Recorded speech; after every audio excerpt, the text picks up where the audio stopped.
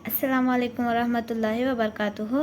Dear 10th standard students, आप लोगों का सेकेंड पोएम जो सभी चैत्रा है वो पोएम का सारांश देखेंगे। जो इम्पोर्टेंट पैराग्राफ्स है सिर्फ वही पैराग्राफ का सारांश के नोट्स देखेंगे।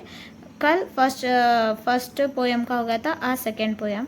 इसके बाद और भी पोएम्स के सारांश अपलोड करूँगी, सभी देखिए। पोएम देखिए।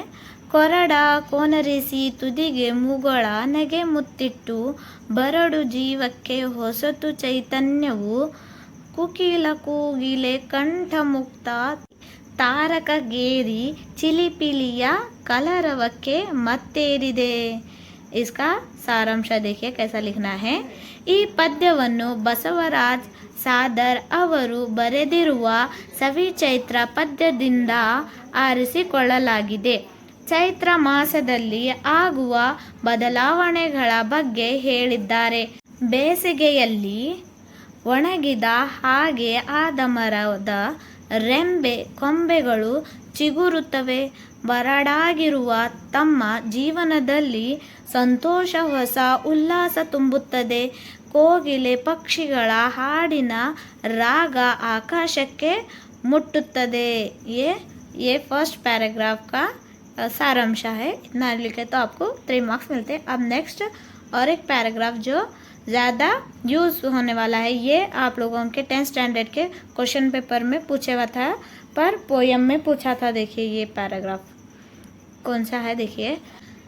ಯುಗದ ಹಿಂದಿನ ಕೊಳ್ಳೆಯ ತಿಕ್ಕಿ ಮೈ ತೊಳೆದಂತೆ ನಗುವಿನ ನಲಿವಿನ ಮುಖವೇ ಎಲ್ಲೆಲ್ಲಿಯೂ ಬೆಲೆ ಬೇಗಿವೆ ಸೇರಿ ಕಹಿ ಕಳೆದು ಸಿಹಿ ಹೆಚ್ಚಿ ಎಲ್ಲರ ದೇಗಳ ತುಂಬ ಸವಿ ಚೈತ್ರವು। ये पोएम का सारांश देखिए। लास्ट टाइम ये है पद्य भाग पोएम लिखने में ये दिए थे। देखिए पोएम को सारांश। ಈ ಪದ್ಯವನ್ನು ಸಬರ ರಾಜ ಸಾದರ ಅವರು ಬರೆದಿರುವ ಸವಿ ಚೈತ್ರ ಪದ್ಯದಿಂದ ಆರಿಸಿಕೊಳ್ಳಲಾಗಿದೆ। ಚೈತ್ರ ಮಾಸಕ್ಕಿಂತ ಮೊದಲಿನ ತಿಂಗಳಲ್ಲಿ ಆದ ಎಲ್ಲ ಕೋಳೆಯನ್ನು ತಿಕ್ಕಿ ತೊಳೆದಂತೆ ಆಗುತ್ತದೆ। ಎಲ್ಲ ಕಡೆಗೆ ಸಂತೋಷದ ಮುಖಗಳು ಕಾಣುತ್ತವೆ। ಯುಗಾದಿಯ ಹಬ್ಬದಲ್ಲಿ ಬೇವು ಬೆಲ್ಲ ತಿಂದು ಬೆಲ್ಲ ಬೇವಿಗೆ ಸೇರಿ ಬೇಲಾದ ಪ್ರಭಾವ ಹೆಚ್ಚಾಗಿ ಕಹಿ ಕಳೆದು ಸಿಹಿ ಹೆಚ್ಚಾಗಿ ಜನರ ಎದೆಗೆ ಸಂತೋಷ ಮೂಡುತ್ತದೆ। ये सेकेंड पैराग्राफ का सारांश है। देखिए, आई होप आपको ये पोएम के सारांश हेल्प हो आपके एग्ज़ाम के लिए। Thank you.